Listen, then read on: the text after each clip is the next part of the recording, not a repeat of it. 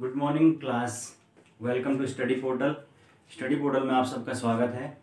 इस चैनल पे आपको केबीएस, एनबीएस, डीएसएसबी और सीटेट और अन्य भी बहुत सारे एग्ज़ाम्स की तैयारी कराई जाती है।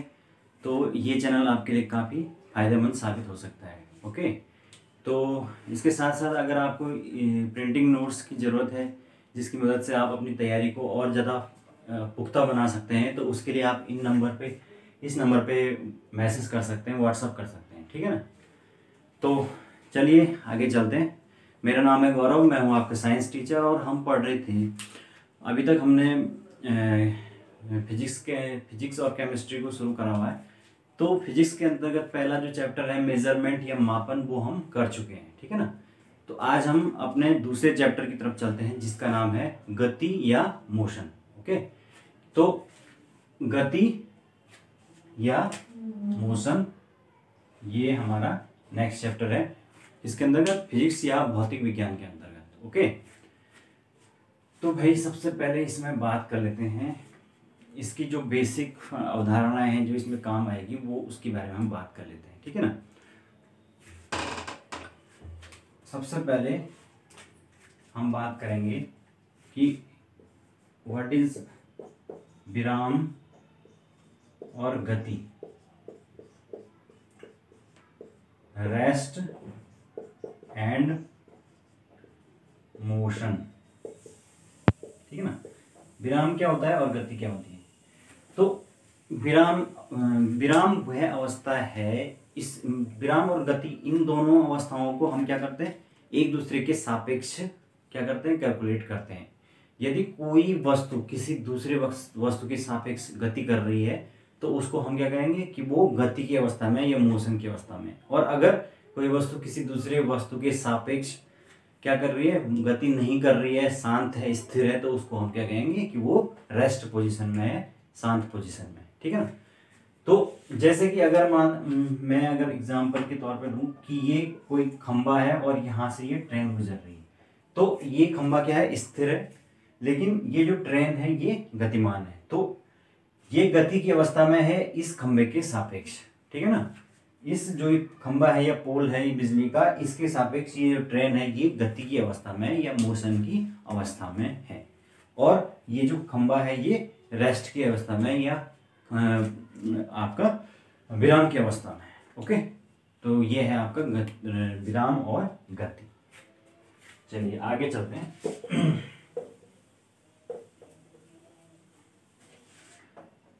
आगे हम बात करेंगे दूरी या डिस्टेंस। ठीक है भाई, दूरी या डिस्टेंस क्या होती है, किन्हीं भी दो स्थानों के बीच चली गई कुल जो लंबाई है, वो उसकी जो माप है उसी को हम क्या कहते हैं, उसकी उनके के बीच की डिस्टेंस कहते हैं। जैसे कि अगर ये दो स्थान है ए और ये है बी, इनके बीच में इतनी दूरी चली गई है, तो ये जो कुल लंबाई है यही क्या है, इनकी डिस्टेंस या इनके बीच की दूरी कहलाती है। ठीक है, तो यह है आपका डिस्टेंस या दूरी। अब बात करेंगे हम विस्थापन या डिस्प्लेसमेंट।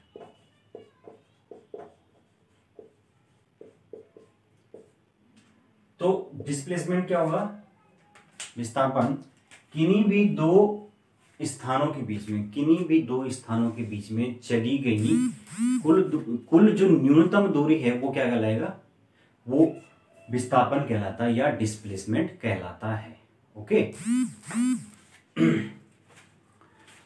जैसे कि अगर मैं बोलूं कि A to B कोई डिस्टेंस चली जाती है और ये चली जाती है 20 किलोमीटर, और B से अगेन साउथ की तरफ चल के कोई डिस्टेंस चली जाती है, ये है 30 किलोमीटर।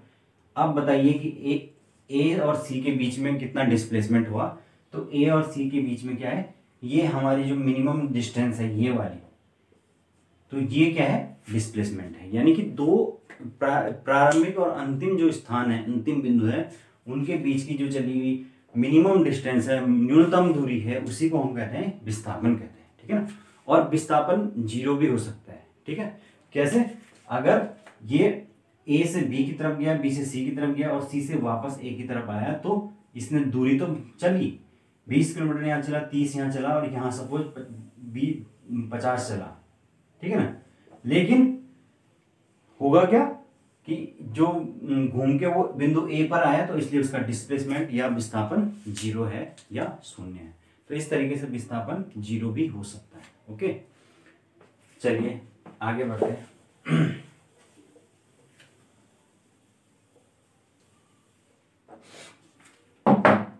आगे देखते हैं हम आगे क्या है। आगे है स्पीड। ये जो चीजें हैं ये इस चैप्टर की अवधारणाओं को समझने के लिए जरूरी है, इसीलिए मैं इन सब के बारे में आपको बता रहा हूँ, ठीक है ना। तो नेक्स्ट हम बात करेंगे चाल या स्पीड। ओके, तो जो चाल है आप सब जानते हैं, चाल क्या होती है, इकाई समय में चली गई जो दूरी है उसी को हम क्या कहते हैं, चाल कहते हैं। इकाई समय में चली गई दूरी है। तो इकाई समय यानी इसका मतलब क्या है कि जो चाल है उसका हम जब फॉर्मूला लिखते हैं तो क्या लिखते हैं, ये लिखते हैं दूरी अपॉन समय या डिस्टेंस अपॉन टाइम, ये लिखते हैं।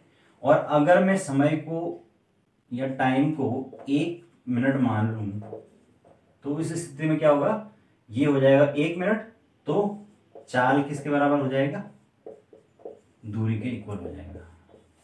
यानी कि जो डिस्टेंस है that is equal to speed. तो डिस्टेंस स्पीड के इक्वल है जबकि क्या हुआ, दोनों की डिस्टेंस स्पीड के इक्वल है जबकि टाइम है 1 मिनट। यानी कि स्पीड वो है जबकि इकाई समय में चली गई दूरी, दूरी जो है वो स्पीड के बराबर होगी, जबकि टाइम क्या है, इकाई है यानी 1 है। अगर मैं बोलूं कि कोई चीज या कोई भी वस्तु, कोई बस, कोई गाड़ी 10 किलोमीटर चली और इसने 1 मिनट का समय लिया, तो उसकी जो स्पीड होगी वो कितनी होगी, 10 किलोमीटर पर मिनट,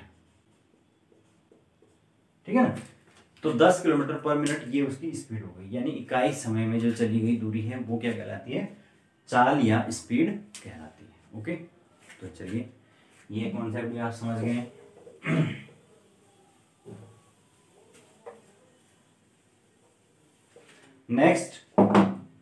नेक्स्ट हम बात करेंगे वेग, ठीक है। वेग जिसको हम कहते हैं वेलोसिटी, ठीक है। तो जो वेग या वेलोसिटी है वो भी क्या होती है, वो भी आपके इकाई समय में, एकांक समय में चली गई दूरी है, लेकिन एक निश्चित दिशा की तरफ। एकांक समय में एक निश्चित दिशा में एक निश्चित गति से चली गई दूरी, ये उसकी वेलोसिटी कहलाती है ना।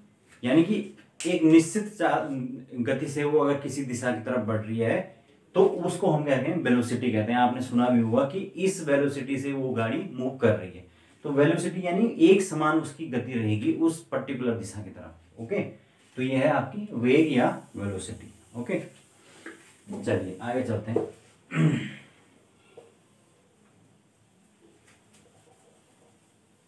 नेक्स्ट ये भी हो गया। औसत चाल तो इतना इंपॉर्टेंट नहीं है, लेकिन फिर भी देख लेते हैं। औसत चाल क्या होता है कि सपोज अगर कोई गाड़ी है या कोई भी वस्तु है वो ए पॉइंट से और बी पॉइंट तक ट्रेवल करती है v1 स्पीड से, और बी से सी तक ट्रेवल करती है v2 स्पीड से, तो इस स्थिति में जो उसकी औसत चाल या एवरेज स्पीड जिसको हम कहते हैं वो हो जाएगी 2v1v2 upon v1 plus v2। ठीक है, तो ये उसकी एवरेज स्पीड का हमारे लिए फॉर्मूला हो गया।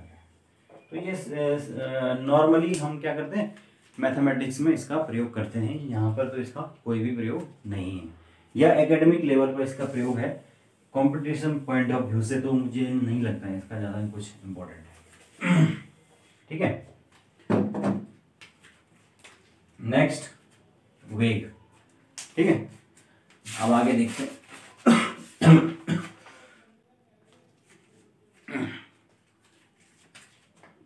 नेक्स्ट है त्वरण या एक्सेलरेशन। त्वरण या एक्सेलरेशन, तो ये क्या होता है? त्वरण या एक्सेलरेशन को कहते हैं हम वेग परिवर्तन की दर।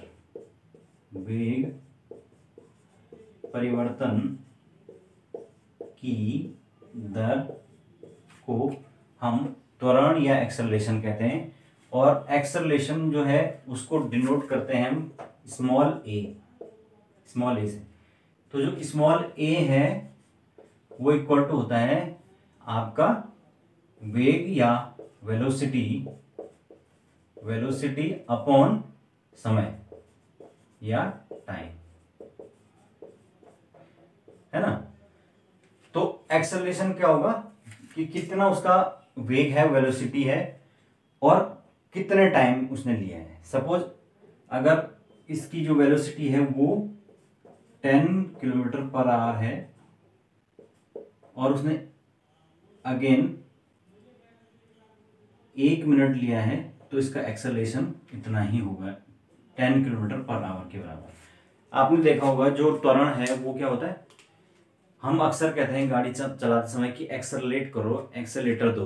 तो एक्सेलेटर देने का मतलब क्या है कि हम उसमें क्या कर रहे हैं, उसकी स्पीड को कम ज़्यादा कर रहे हैं और उसके त्वरण को हम बढ़ा रहे हैं या कम ज़्यादा कर रहे हैं। तो त्वरण का मतलब ही वही है कि उसके जो वेलोसिटी है, वेग है, उसमें हम किस रेट पे क्या कर रहे हैं, चेंज कर रहे हैं, किस दर पे चेंज कर रहे हैं। तो वो कहलाता है आपका त्वरण या एक्सेलरेशन। ठीक है, तो ये हो गया आपका एक्सेलरेशन।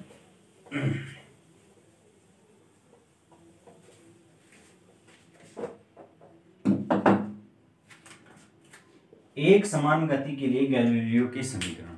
ठीक है, तो एक समान जो गति है उसने गैलीलियो ने क्या कहा कि अगर कोई वस्तु है उसका जो प्रारंभिक वेग है वो u है, इसको अलग ऐसे लिखता हूं अलग से, प्रारंभिक वेग अगर वेलोसिटी u है और अंतिम वेग या फाइनल वेलोसिटी वो v है और त्वरण या एक्सेलरेशन a है, तो उस स्थिति में उसने 3 समीकरण दिए गैलीलियो ने, जो कि एक समान गति या मतलब यूनिफॉर्म मोशन के लिए होते हैं। तो वो 3 समीकरण कौन कौन से हैं? पहला है v बराबर ut प्लस हाफ at²। ठीक है, दूसरा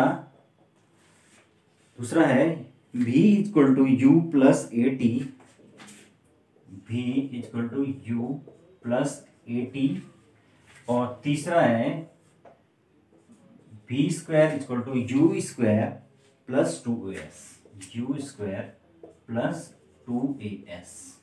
ठीक है, तो ये इस तरीके से यहाँ पे v बराबर ut प्लस हाफ at², जहाँ पर जो t है वो क्या है, लिया गया समय या टाइम, ये t टाइम है, u क्या है, इनिशियल वेलोसिटी या प्रारंभिक वेग जिसको कहते हैं, और v क्या है, फाइनल वेलोसिटी, और ये है इनिशियल वेलोसिटी। ठीक है, तो इस तरीके से ये जो और जो s है वो है स्पीड। ओके, तो इस तरीके से ये 3 जो समीकरण है ये गैलीलियो ने एक समान गति के लिए दिए हैं, और ये कई बार एक दो पहले तो अभी तो नहीं आता है ये चीज, लेकिन पहले के एग्जाम में ये फॉर्मूला डायरेक्ट कई बार दे लिया जाता था ऑप्शन में उनको, कहीं पे क्या हुआ भी यू और यहाँ पे प्लस की जगह पे माइनस किया हुआ होगा। इस तरीके से 4 ऑप्शन बनाए होते हैं। तो क्या पता कहीं भी पूछ लिया जाए। वैसे तो ये अब इतना इम्पोर्टेंट नहीं है, ठीक है, लेकिन फिर भी आपको याद रखना चाहिए। गैलीलियो के 3 फॉर्मूले हैं, ये इम्पोर्टेंट उतना नहीं है लेकिन फिर भी आपको याद रखने चाहिए, ठीक है। चलिए आगे चलते हैं। आगे हम बात करेंगे प्रक्षेप्य गति। प्रक्षेप्य गति जिसको हम कहते हैं प्रोजेक्टाइल मोशन। तो प्रोजेक्टाइल मोशन क्या होता है? कोई भी वस्तु जब एक क्षैतिज से परपेंडिकुलर से एक निश्चित एंगल पर फेंकी जाती है तो वो कैसे परवलयाकार पथ बनाते हुए गिरती है, जिसको पैराबोलिक क्या कहते हैं, पाथ कहते हैं। ऐसे जैसे अगर सपोज ये y एंगल है और ये x एंगल है और यहां से हमने कोई वस्तु इस तरीके से फेंकी तो वो इस प्रकार का पथ बनाती है जिसको हम कहते हैं परवलयाकार या पैराबोलिक पाथ, ठीक है ना। सपोज ये जो गई है ये है मैक्सिमम डिस्टेंस h तक गई है और यहां पर इसने थीटा एंगल को निर्माण किया है, ठीक है ना। जबकि जो प्रारंभिक वेग है उसका कितना होगा, u वेलोसिटी से फेंका गया और ये परवलयाकार पथ बनाते हुए या पैराबोलिक पाथ बनाते हुए इस तरीके से जाती है कोई भी वस्तु, जैसे कोई पत्थर हो। और ये h जो हाइट है ये क्या है, मैक्सिमम वो हाइट है जहां तक ये जाती है। तो जितने टाइम तक ये हवा में रहती है फेंकने के बाद उसी को हम क्या कहते हैं, उड्डयन काल या टाइम ऑफ फ्लाइट कहते हैं, ठीक है ना। तो उसको हम कहते हैं टाइम ऑफ फ्लाइट या उड्डयन काल। उसके लिए अलग से फॉर्मूला होता है एक, उड्डयन काल या time of flight noted bye T, ठीक है। तो ये होता है 2 sin थीटा अपॉन जी, ठीक है ना। उड्डयन काल बराबर होता है 2u, सॉरी यहाँ पे u भी आएगा, 2u sin थीटा। दोबारा से लिख देता हूं मैं ढंग से, 2u sin थीटा अपॉन जी। तो ये जो फॉर्मूला है ये उड्डयन काल या टाइम ऑफ फ्लाइट का है, जहां पर आप देख सकते हैं कि जो ये u है ये इनिशियल वेलोसिटी है। इनिशियल वेलोसिटी जिस चीज को फेंका जा रहा है वो उसकी प्रारंभिक वेग या इनिशियल वेलोसिटी है। जो थीटा है वो क्या है, एंगल है, ठीक है। और जो g है वो है ग्रेविटी, ठीक है, या गुरुत्वाकर्षण, ठीक है। तो इस तरीके से ये मोशन होता है, परवलयाकार पथ में मोशन होता है या प्रोजेक्टाइल मोशन जिसको आप कहते हैं। और यहाँ पे जो t है यानी कि टाइम ऑफ फ्लाइट है वो इस फॉर्मूले से निकाला जाता है 2u sin theta upon g, ठीक है। और इसी को हम कहते हैं प्रक्षेप्य गति या प्रोजेक्टाइल मोशन, ठीक है। तो इस तरीके से ये होता है।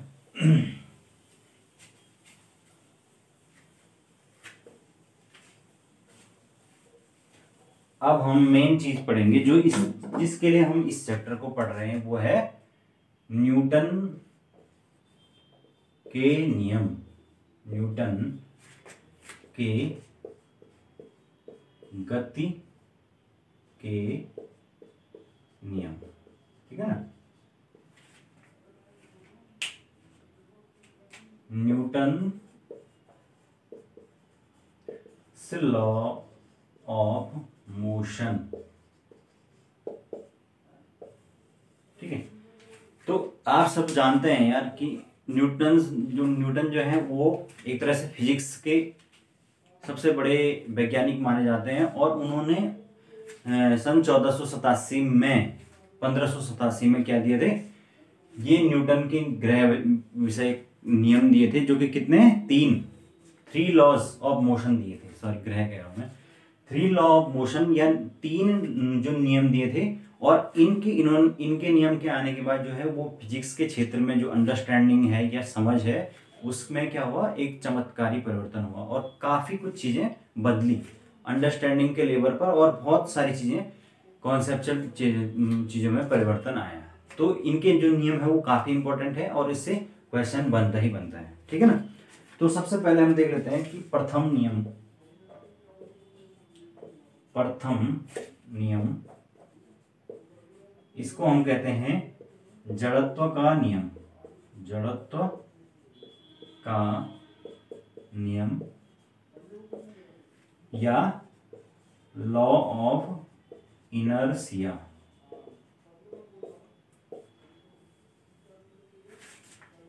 तो प्रथम नियम न्यूटन का कहता है कि कोई भी वस्तु अगर विराम अवस्था में है तो वो विराम अवस्था में ही रहेगी, और गतिकी अवस्था में है तो वो गतिकी अवस्था में ही रहेगी, जब तक कि क्या ना हो, उस पर कोई भी बाह्य बल आरोपित ना किया जाए या उसको बाह्य बल से रोका ना जाए। समझ गए। तो इसका एक शॉर्ट लिख देता हूं यहाँ पे, शॉर्ट नोट।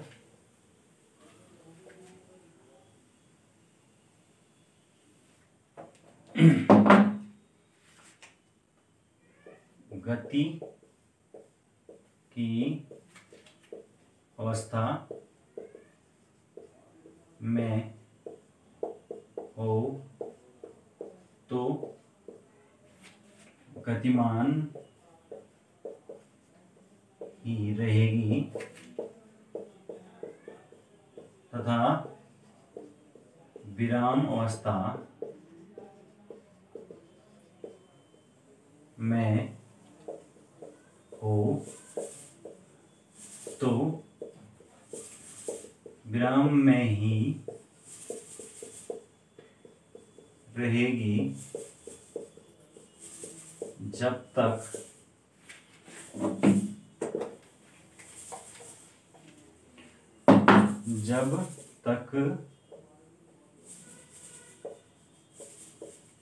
कि कोई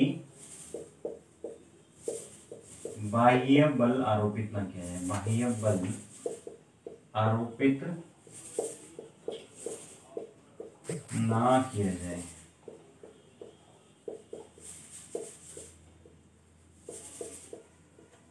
ठीक है ना। तो इसका क्या मतलब होता है, इसको हम जड़त्व का नियम या लॉ ऑफ इनर्शिया क्यों कहते हैं कि कोई भी वस्तु जो है वो अपनी अवस्था में परिवर्तन का विरोध करती है। समझ रहे हो। यानी वो अगर विराम की अवस्था में है तो वो विराम में ही रहना चाहती है, और अगर वो गति की अवस्था में है तो गति की अवस्था में ही रहना चाहती है और अपनी अवस्था में परिवर्तन का विरोध करती है। ठीक है। अब जैसे कि इसको एक एग्जांपल से समझते हैं। जैसे कि जब हम गाड़ी में ट्रेवल करते हैं, बस में ट्रेवल कर रहे होते हैं और अचानक से क्या लगता है, ब्रेक लगता है, तो हम क्या होते हैं, आगे की ओर को झुकते हैं या आगे की ओर हम पे धक्का लगता है। तो क्या क्या रीजन है उसका? रीजन वही है, रीजन सिंपल है कि जो कि हम क्या कर रहे हैं, हम ऑलरेडी गाड़ी जब चल रही है तो हम गति की अवस्था में हैं, हम मूव कर रहे हैं, लेकिन अचानक से जब ब्रेक लगता है तो हम उस ब्रेक के आने के बाद उस विराम की अवस्था में आने का क्या कर रहा है, हमारा शरीर विरोध कर रहा है। और ये क्योंकि फिजिक्स का प्रथम नियम है कि हम जो है वो प्रत्येक उस स्थिति का विरोध करेगा, क्योंकि वो गति की अवस्था में है और विराम में आने का विरोध कर रहा है, इस कारण आगे की तरफ हम पे झटका लगेगा। ठीक है ना।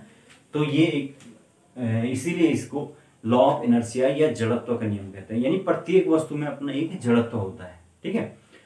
ऐसे ही अगर मैं बात करूं, दूसरा एक एग्जांपल देख लेते हैं। जैसे कि आपने देखा होगा कि जैसे हम बंदूक से गोली चलाते हैं, तो अगर मैं बंदूक से चला के गोली और किसी कांच पे गोली मारूं तो क्या होगा, वो एक गोल निशान बनाते हुए क्या कर जाएगी, निकल जाएगी। लेकिन अगर मैं वही पत्थर से अगर कांच पे मारूं तो क्या होगा, वो कांच चूरा चूरा हो जाएगा और उस पर काफी ज्यादा दरारें पड़ जाएगी। क्यों? क्योंकि जो गोली है वो उसकी वेलोसिटी इतनी ज्यादा है कि जैसे ही वो कांच पे गई तो वो कांच से इतनी तेजी से पार हुई कि कांच को अपनी अवस्था में परिवर्तन का विरोध करने का टाइम ही नहीं मिला। ठीक है ना। और इस वजह से उसमें दरारें उत्पन्न नहीं हुई और वो गोल करते हुए निकल गई। लेकिन अगर पत्थर हम फेंकेंगे तो इतनी ज्यादा वेलोसिटी से तो नहीं फेंकेंगे, और इस कारण से क्या होगा, वो अपनी अवस्था में परिवर्तन का विरोध करेगा और जिस कारण से उस पर दरारें पड़ जाएंगी। ठीक है ना। इसी प्रकार से आप अगर कोई पेड़ है, कोई जैसे पेड़ है, आपने देखा होगा जब सावन का महीना होता है उस पर बहुत सारे पत्ते होते हैं और आप उनको जोर से हिलाते हैं तो क्या होता है, पत्ते नीचे गिर जाते हैं। तो उसका क्या कारण है, क्योंकि पत्ते जो है वो विराम की अवस्था में है और आपने उनको अचानक से पेड़ को हिला के क्या किया, उनको गति की अवस्था में ले आए। तो वो क्या करेंगे, उस गति की अवस्था में आने का विरोध करेंगे और अपने आप को विराम की अवस्था में ही रखना चाहेंगे, जिसके कारण क्या होगा, उन पे बल लगेगा और वो नीचे गिर जाएंगे। ठीक है ना। इसी प्रकार एक और एग्जाम्पल अगर हम देखें कि अगर मैं एक गिलास लूँ और उसमें पानी भर लूँ और उसके ऊपर एक कोई भी गत्ता ले लूँ या कुछ भी इस तरीके चीज और उसके ऊपर सिक्का ले लूँ और उसको मैं तेजी से हटा दूँ इस तरीके से, तो क्या होगा, सिक्का उसके साथ नहीं हटेगा बल्कि सिक्का पानी में गिर जाएगा और वो उस गत्ते को हम आसानी से हटा लेंगे। तो ये क्या क्या रीजन हुआ, क्योंकि वो जो सिक्का है वो विराम की अवस्था में और हमने उसके नीचे से गत्ते को हटाया, लेकिन वो जो सिक्का है वो अपनी विराम की अवस्था में जो है परिवर्तन का क्या कर रही है, विरोध कर रही है और उसने वो नहीं चाहती है कि वो वहां से हटे और इसलिए वो नीचे गिर जाती है। ठीक है। तो इस तरीके से इसको जो ये न्यूटन फर्स्ट लॉ है ये क्या कहता है कि अपनी स्थिति में परिवर्तन का विरोध करती है प्रत्येक वस्तु। अगर वो गति की अवस्था में है तो वो गति में परिवर्तन की विरोध करेगी और अगर विराम की अवस्था है तो विराम में परिवर्तन का विरोध करेगी, जब तक कि क्या ना हो, कोई बाह्य बल आरोपित ना किया जाए या बाह्य बल से उसको उस स्थिति को बदला ना जाए। ठीक है। तो मेरे ख्याल से अब आपको न्यूटन का फर्स्ट नियम जो है वो काफी हद तक समझ आ गया होगा, है ना। अब आगे देखते हैं।